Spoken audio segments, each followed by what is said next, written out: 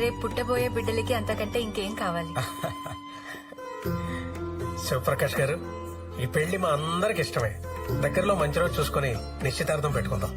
పెళ్లి మాత్రం అమెరికాలోనేనండి. బంధుమిత్ర సపరివార సమేతంగా అందరూ వచ్చేయాలి. మీరంటే ధనవంతులు పర్వాలేదు, మాకు విమానం టికెట్లు ఎవరు కొంటారు? అందుకే మీ అందరి కోసం స్పెషల్ ఫ్లైట్ వేయిస్తాను.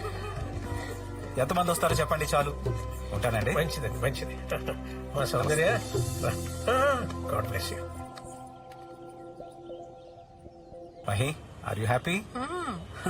బంగారం లాంటి సంబంధం దొరికింది కదండి. వాడు విశ్వేశ్వరుడి వరప్రసాదమే. నాకు తెలుసు వాడికి మంచి సంబంధమే దొరుకుతుందని. ఏమండి, మనం ఇండియాకి వచ్చి చాలా ఏళ్ళైంది. మళ్ళీ ఎప్పుడు వస్తామో ఏమో.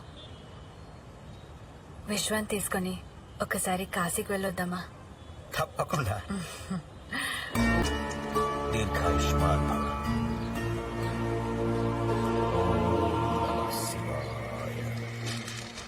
ఓం నమః శివాయ.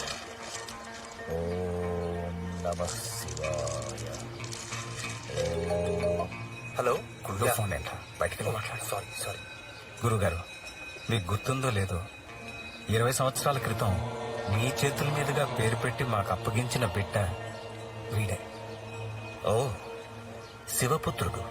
రేపు సోమవారం మంచి రోజు. బాబు చేత గంగా స్నానం చేయించండి. దిష్టి మొత్తం తొలగిపోతుంది.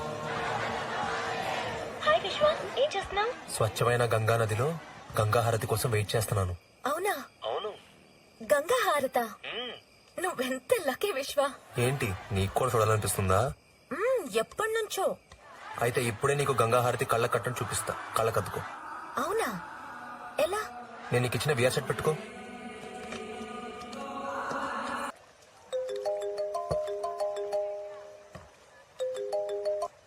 వాల్మీకి గారు, అదే సెకండ్ ఎపిసోడ్ డిజైన్ చేశాను సార్. ఫైల్ కొంచెం పెద్దదైందని మీకు మెయిల్ చేశాను. సరే, నేను చెక్ చేస్తాను.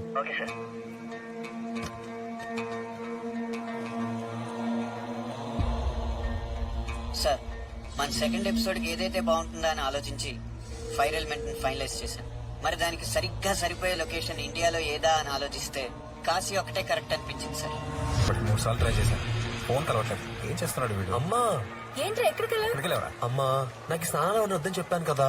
ఏంటి, కాశీకి వచ్చి గంగా నదిలో స్నానం చేయకుండా వెళ్తావా? చంపలేసుకో, కళ్ళు పోతాయి. అమ్మాయి కాన్స్ ఎనీథింగ్, బట్ నాకు ఈ కాశీ నుంచి త్వరగా వెళ్ళిపోవాలనుంది. ఏం? Vishwa, are you all right? No నా, ఐఎమ్ సో రెస్ట్లెస్. ఏంటి వీడు ఇలా మాట్లాడుతున్నాడు? పూజారి గారు చెప్పారు కదా, దృష్టి తగిలిందని. గంగలో మునిగితే అదే పోతుంది. అమ్మా, చెప్పింది చెయ్యరా, ఓకే?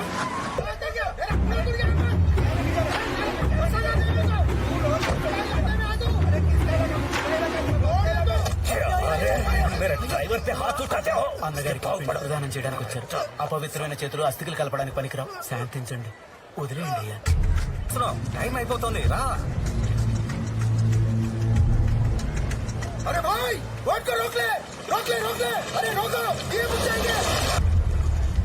A boat ఆపోయా? రావా? అమ్మా, నేను అటు రాను. మీరు కంగారు పడకండి, మీరు వెళ్ళొచ్చేయండి. నువ్వు రాకుండా ఎలా? देखिए, आप घबराइए मत. भगवान के दर्शन के लिए जबरदस्ती नहीं की जाती. ఆ సంచిలో ఉన్న అస్థికలు తీసుకురండి. పంతులు గారు, ఇక్కడ 2 ఉన్నాయి. ఏం తీసుకోవాలి? ఆ ఎర్రగుడ్డ కట్టిని తీసుకురండి అయ్యా. ఇంకోటి ఎవరిది? ఈ మధ్యనే మా ఆత్మీయులు ఒకరు కాలం చేశారయ్యా. వారి అస్థికలు గంగలో కలపాలనేది వారి చివరి కోరిక. అల్లుడు గారు, కాశీ చేరారా? ఆ రాజావారి కుటుంబ అస్థికల్ని గంగలో కలిపేశారు కదా. నా వయసు సహకరించినంత వరకు ఆ అస్థికల్ని అన్ని నదుల్లోనూ కలపగలిగాను. ఒక గంగా నదిలో మాత్రం కలపలేకపోయాను. సరే అల్లుడు గారు, వాళ్ళతో కాస్త జాగ్రత్త. అన్నా, ఈ పంచగాడు మనల్ని మోసం చేశాడన్నా. ఈ అస్థికలు రాజావారి ఫ్యామిలీ ఉంటానా? అయ్యా, అవి మన ఊరు రాజావారి అస్థికలు. ఊరికి ఆయన ఎంతో మంచి చేశారు కదయ్యా. బ్రహ్మహత్య మహాపాతకం తెలీదా? అది కాశీ లాంటి మహాపుణ్యక్షేత్రంలో నీ పాపం నిన్ను వదిలిపెట్టదు. ఆ పరమశివుడి 3 నామాల మధ్యలో ఉండే 3వ కన్ను నిన్ను కనిపెడుతూనే ఉంటుంది. అది ఒక్కసారి తెరుచుకుందంటే ఈ గంగలో కలవడానికి నీ బూడిద కూడా మిగలదు. సన్నాసి ముందు నా నుంచి నిన్నెవడు కాపాడతాడు? ఆ శివుడు వచ్చి కాపాడతాడా? వస్తాడా ఆ శివుడు? రుణానుబంధం లేకుండా ఎవరిని కలవరు. నా ఆయుష్ కూడా పోసుకుని 100 ఏళ్ళు వర్తెల్లు. శివోహం.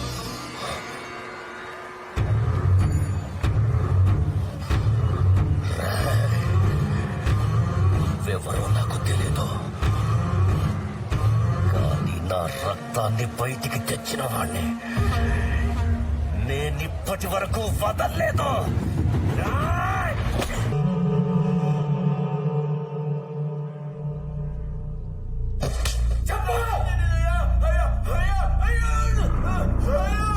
అన్నని తీసుకెళ్ళి అస్థికలు తెచ్చారంటరా? ఎవరు? మా అన్నని చెప్పి ఎవరు? ఎంకేమో పట్టుకుని చెప్తున్నారంటయ్యా. నాకు తెలియదంటయ్యా. నన్ను వదిలేయండయ్యా. అయ్యో మీరేదో చెప్పండి అయ్యా. వదిలేరావండి. అసలు ఏం జరుగుతుంది? కనిపించకుండా నా వెంట ఏదో పడుతుంది.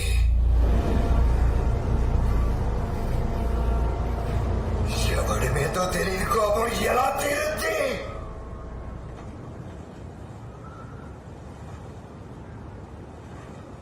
పెద్దోడు పోయి 4 రోజులు కూడా కాలేదురా. అప్పుడే ఇంకో ప్రాణం అంటే ఎలా? మునుస్వామి, గురువు గారి మాట గుర్తుందా? అరిష్టాలు జరుగుతాయని ఎప్పుడో చెప్పారు. విన్లా? ఎక్కడెక్కడి నుంచో అస్థికలు కాశీకి వెళ్తూ ఉంటాయి, కానీ నీ తమ్ముడు అస్థికలు కాశీ నుంచి వచ్చాయి. పెద్దోడి పెద్ద దినం జరిగి నెల తిరగక ముందే చిన్నోడి చిన్న దినం వచ్చింది. ఇంతకంటే అరిష్టం ఏముంటుంది? నా మాట విను. ఒక్కసారి గురువు గారిని కలుద్దాం. వినదగనెవ్వరు చెప్పినా వినినంతనే వేగపడక వివరింపదకును. కనికల్లా నిజము తెలిసిన మనుజుడే పో. నీతిపరుడు మైలో సుమతి.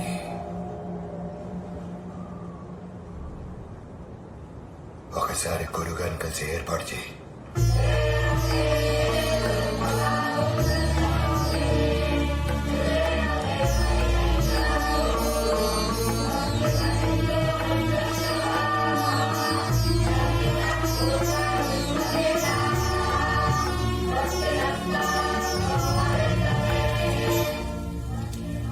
నీ తమ్ముళ్ళిద్దరి జాతకాల్లో స్పష్టంగా ఉంది, వాళ్ళిద్దరి చావు ఒకే జాతకుడి చేతిలో ఉంది.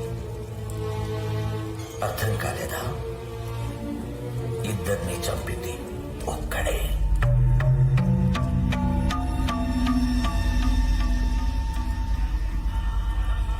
అదేంటాయి గారు, పెద్దోడిని చంపినోడు నేను ఇక్కడే చంపేశా కదా. కాశీ దాకా ఎలా వెళ్ళాడు? ఆత్మీయులు చంపేసిందా? చంపేది ఆత్మ కాదు మునుస్వామి, పరమాత్మ. చంపానని నువ్వనుకుంటున్నావు, కాని చేసిన వాడి ప్రాణం తీసేదాకా ఆ పాపం బతికే ఉంటుంది. చెప్పాను, వినలేదు. శాస్త్రాన్ని నమ్మని వాడివి నువ్వు. మళ్ళీ ఎందుకొచ్చావు? నివురు కప్పిన నిప్పులా నీలో కాలుతున్న పాపభీతి నిన్నిక్కడికి నడిపించింది. నా అంచనా నిజమైతే మీ ఇద్దరి చావు కూడా ఆ జాతకుడి వల్లే జరుగుతుంది. ప్రాయశ్చిత్తం జరిగేదాకా పంచభూతాలు శాంతించవు మునుస్వామి. ఇది తథ్యం. అసలు నిన్ననాలి మొత్తంటే తీసుకొచ్చావు. మునుస్వామి, ఒక్కసారి నా మాట విను. పంచభూతాలకి శాంతి చేయిద్దాం. ఆ మస్తాన్ గడి భార్యను లాక్కురండి రా.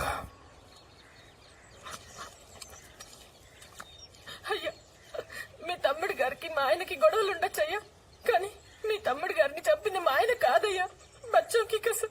అసలు ఆ రోజు మా ఆయన ఊళ్ళోనే లేడు, దుబాయ్ లో ఉన్నాడు. కావాలంటే పాస్పోర్ట్ చూపిస్తాను.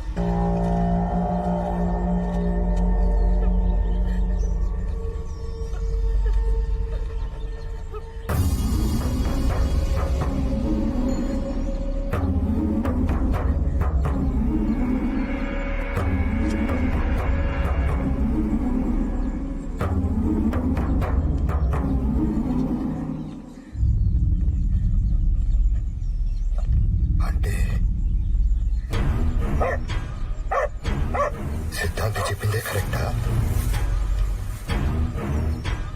పెద్దోని మస్తాన్ చంపలేదా? మరెవడు? పెద్దోన్ని చంపినోడే చిన్నోన్ని చంపాడా? ఎవడాడు? మనిద్దరు కూడా వాడే చంపుతాడా? ఎవడు? ఎవడాడు? ఎక్కడో యుఎస్ లో వాల్మీకి వచ్చిన ఆలోచన ఇక్కడ నా లైఫ్ లో నిజమవుతుంది. ఎలా? ఒకడు గాల్లో కలిసిపోయాడు,